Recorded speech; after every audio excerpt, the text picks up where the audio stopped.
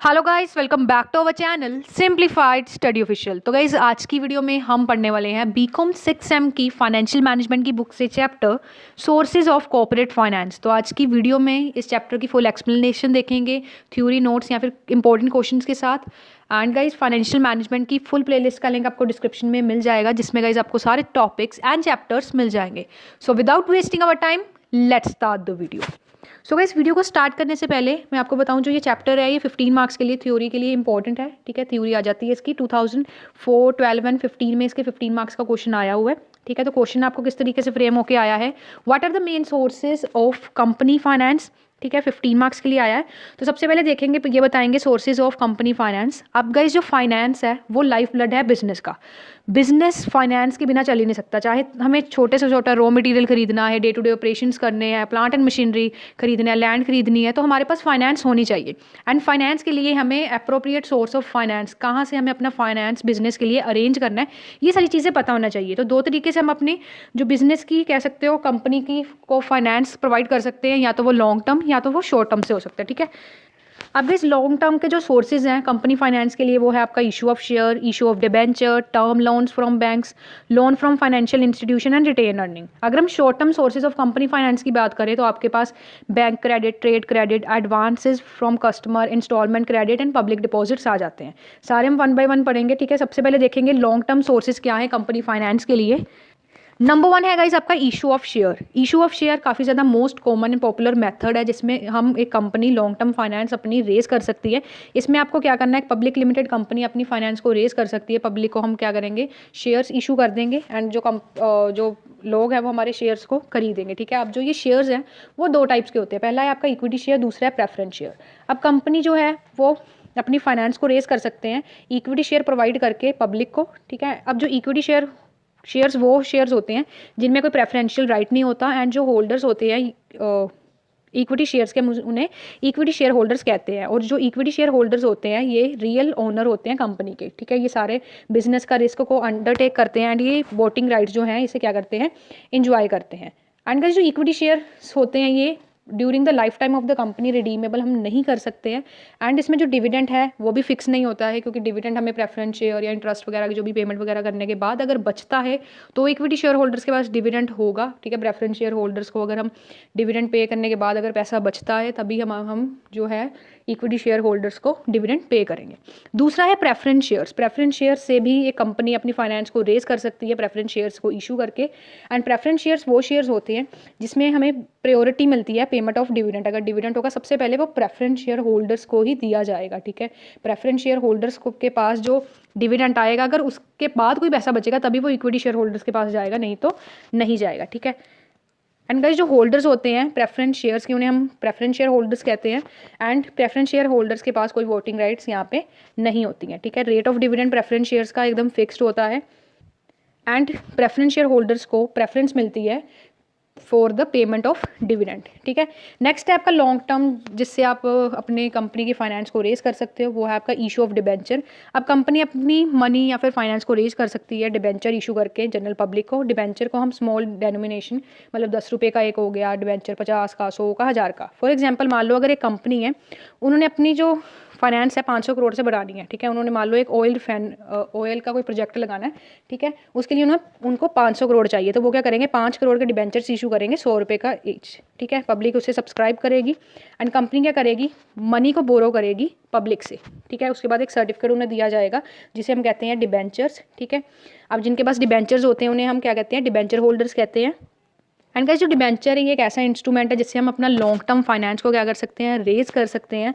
And जो rate होता है डिविडेंड का वो फिक्स्ड रेट कह सकते हो इंटरेस्ट का होता है। ठीक है, एंड कंपनी को क्या करना पड़ता है, पे करना पड़ता है इंटरेस्ट डिबेंचर के, चाहे उनके पास अर्निंग है या नहीं है, बट उन्हें इंटरेस्ट डिबेंचर्स का पे करना ही पड़ेगा। ठीक है, नेक्स्ट है term loan from bank. Company एक और तरीका है जिससे वो लॉन्ग टर्म सोर्स अपना है फाइनेंस का जनरेट कर सकती हैं, जिससे वो मीडियम या फिर लॉन्ग टर्म फाइनेंस ले सकती है। टर्म लोन ले सकती है कमर्शियल बैंक से। ठीक है, कमर्शियल जो बैंक्स हैं वो नॉर्मली फंड्स प्रोवाइड करते हैं शॉर्ट टर्म, जिससे जो वर्किंग कैपिटल की जो रिक्वायरमेंट्स है बिजनेस की उसे वो पूरा कर सकें।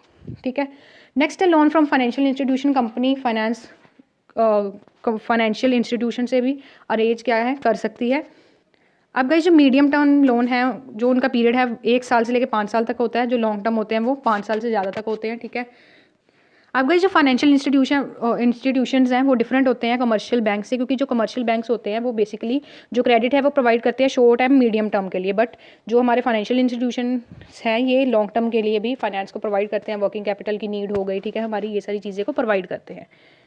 एंड गाइस फाइनेंशियल इंस्टीट्यूशंस हमें प्रोवाइड करते हैं फाइनेंस फिक्स्ड एसेट के लिए, ठीक है। अगर हमें अपने कोई बिजनेस को एक्सपेंड करना है, डिवर्सिफाइड करना है, मॉडर्नाइजेशन इंट्रोड्यूस करनी है, तो कुछ आपके नीचे नेम भी दिए हुए हैं फाइनेंशियल इंस्टीट्यूशन के, जैसे IFCI लिमिटेड, ठीक है, UTI है, LIC है। उसके बाद है आपका लास्ट, जिससे आप लॉन्ग टर्म फाइनेंस को रेस कर सकते हो कंपनी की, रिटेन्ड अर्निंग। रिटेन्ड अर्निंग को हम जनरली रिजर्व्स एंड सरप्लस भी कह सकते हैं, ठीक है। आप कंपनी है या फिर बिजनेस, आपको पता है सरप्लस होता है, रिजर्व्स रखे जाते हैं कि अगर हाँ फ्यूचर में कोई भी कॉन्टीजेंसी होती है तो हम उस रिजर्व्स एंड सरप्लस से अपना पैसा निकाल के कोई भी लाइबिलिटी वगैरह पे कर सकते हैं, ठीक है। नेक्स्ट है आपका short term sources of company finance. ये अभी हमने पढ़े long term sources of company finance, अब हम पढ़ने वाले हैं short term sources of company finance, ठीक है। नंबर 1 है इस बैंक क्रेडिट। बैंक क्रेडिट एक काफ़ी ज़्यादा इंपॉर्टेंट शॉर्ट टर्म सोर्स है कंपनी फाइनेंस का, जो आपको क्रेडिट प्रोवाइड करते हैं। पहला है आपका कैश क्रेडिट। कैश क्रेडिट एक ऐसा अरेंजमेंट है जिसमें आप क्या कर सकते हो, आपको जो बैंक है वो एक सर्टेन लिमिट ऑफ अमाउंट आपको क्या कर देगा, सैंक्शन कर देगा, ठीक है। तो इस कैश क्रेडिट में क्या होगा कि कंपनी कह सकते हो इंटायर अमाउंट एक बार में नहीं ले लेगी, जितना उन्हें चाहिए होगा वो आपके बैंक में डाल देंगे, और जितना आपको चाहिए अपने डे टू डे एक्टिविटीज़ के लिए, बिजनेस के लिए, वो आप निकाल सकते हो, ठीक है। उसके बाद है गाइस आपका ओवरड्राफ्ट। अब कंपनी क्या कर सकती है, बैंकर से ओवरड्राफ्ट की फैसिलिटी ले सकती है, जिसमें वो अपने करंट अकाउंट है उसके एक स्पेसिफिक लिमिट तक ओवरड्राफ्ट करवा सकती है। नेक्स्ट है short term loan. Commercial bank short term loans provide करते हैं जिससे वर्किंग कैपिटल के जो रिक्वायरमेंट्स हैं बिजनेस की, ये कंपनी की पूरी हो सके। नेक्स्ट है discounting of bill. Company funds को अरेंज कर सकती है शॉर्ट टर्म के लिए, जैसे बिल ऑफ एक्सचेंज, हुंडीज हो गई, ठीक है। इससे शॉर्ट टर्म के लिए जो बैंक्स होते हैं वो डिस्काउंट करके आपको दे देते हैं। अगर आपको फाइनेंस की नीड है तो वो आपको जो बिल्स डिस्काउंट कर दिए जाते हैं बैंक्स के द्वारा, ठीक है। नेक्स्ट है इस letter of credit. Letter of credit एक कह सकते हो एक तरह की गारंटी होती है जो बैंक के द्वारा दी जाती है कस्टमर के बिहाफ पे, कि हाँ जो मान लो अगर आपको कस्टमर पैसा नहीं देता, मतलब कस्टमर पहले जो बैंक है वो आपको जो है, जो मान लो आपने कोई भी सेल्स वगैरह की, उसका पैसा आपको प्रोवाइड किया जाता है, ठीक है। और लेटर ऑफ क्रेडिट हेल्प करता है कंपनीज की, ताकि वो क्रेडिट अपने सप्लायर से क्या करे, ऑब्टेन कर सके, ठीक है। नेक्स्ट है ट्रेड क्रेडिट। अब गाइस जो जनरली हमारी कंपनीज होती हैं वो परचेज करती हैं गुड्स हो गए, रॉ मटेरियल क्रेडिट पे, तो क्रेडिट की जो कह सकते हो जो क्रेडिट कंपनीज अवेल करती हैं सप्लायर ऑफ गुड्स से, उसे हम ट्रेड क्रेडिट कहते हैं, ठीक है। तो गाइस ट्रेड क्रेडिट एक तरह का कह सकते हैं मेन सोर्स है शॉर्ट टर्म फाइनेंस का बिजनेस के लिए, एंड ये गाइस एक इंटरेस्ट फ्री फाइनेंस होती है, एक कह सकते हो एक इंटरेस्ट फ्री फाइनेंस हमें प्रोवाइड की जाती है, ठीक है। नेक्स्ट है एडवांसेस फ्रॉम कस्टमर्स। हम कंपनीज एडवांसेस भी रिसीव कर लेती है कस्टमर से, ठीक है। मान लो आपको किसी कस्टमर को कोई गुड्स देने हैं, मान लो 10,000 के देने हैं, आपने अभी गुड्स उसे दिए नहीं, आपको फाइनेंस की नीड हो, तो आप क्या कर सकते हो, उनसे एडवांस ले सकते हो। नेक्स्ट है इंस्टॉलमेंट क्रेडिट। अनदर सोर्स है रेजिंग शॉर्ट टर्म फाइनेंस का इंस्टॉलमेंट क्रेडिट। इंस्टॉलमेंट क्रेडिट एक ऐसा सिस्टम है जिसके अंदर जो कंपनी है वो ओनरशिप को अक्वायर करती हैं, जो पोजेशन ऑफ एसेट्स हैं उसे इमीडिएटली क्या कर देती है, ले लेती है, मतलब जो पोजेशन है एसेट्स का वो ले लेती है, और जो उसकी पेमेंट है वो इंस्टॉलमेंट में या फिर pre determined period of time में करती है। नेक्स्ट है पब्लिक डिपॉजिट। पब्लिक डिपॉजिट का क्या मतलब है, अनसिक्योर्ड डिपॉजिट्स जो कंपनी क्या करती हैं, इनवाइट करती हैं फ्रॉम द पब्लिक। अब जो पब्लिक डिपॉजिट्स हैं आप इनवाइट कर सकते हो कंपनीज का, जो 6 मंथ से लेके 3 साल तक होता है। एंड गाइस पब्लिक डिपॉजिट है ये एक प्राइमरी सोर्स है शॉर्ट टर्म फाइनेंस के लिए, ठीक है, जिससे आप अपनी मीडियम एंड शॉर्ट टर्म जो फाइनेंस है कंपनी की उसे रेस कर सकते हो। एंड पब्लिक डिपॉजिट्स जो हैं ये अनसिक्योर्ड होते हैं। तो गाइस फंड्स को रेस करना पब्लिक डिपॉजिट से काफ़ी ज़्यादा सिंपल है, क्योंकि अगर कंपनी चाहती है कि पब्लिक डिपॉजिट्स करवाए तो कंपनी क्या करेगी, सिंपल एडवर्टाइजमेंट दे देगी, मान लो न्यूज़पेपर में। तो अगर मान लो कोई पर्सन है, मेंबर है पब्लिक का, वो चाहता है कि हाँ अपनी मनी डिपॉजिट करवाना चाहता है, तो सिंपली वो फॉर्म फिल करके अपनी मनी जो है वो डिपॉजिट करवा सकता है कंपनी में, ठीक है। तो गाइस ये था आपका question important sources of corporate finance. And इसका एक और क्वेश्चन बनता है डिबेंचर्स का बनता है, जिसमें एडवांटेजेस एंड डिसएडवांटेजेस आते हैं, एंड लीज फाइनेंसिंग का, कन्वर्टेबल डिबेंचर्स का सारा इसमें टॉपिक आपका आता है, ठीक है। फाइनेंशियल मार्केट का आता है, जो हम नेक्स्ट वीडियो में इसकी पार्ट 2 की वीडियो में पढ़ने वाले हैं, जिसका लिंक आपको डिस्क्रिप्शन में मिल जाएगा। एंड गाइस इसके नोट्स का लिंक भी आपको डिस्क्रिप्शन में मिल जाएगा। तो गाइस आज की वीडियो में इतना ही, होप से वीडियो अच्छी लगी होगी। अगर वीडियो अच्छी लगी हो तो प्लीज़ चैनल को सब्सक्राइब कर लो, एंड इस वीडियो को लाइक एंड शेयर करना बिल्कुल मत भूलना। Thanks for watching.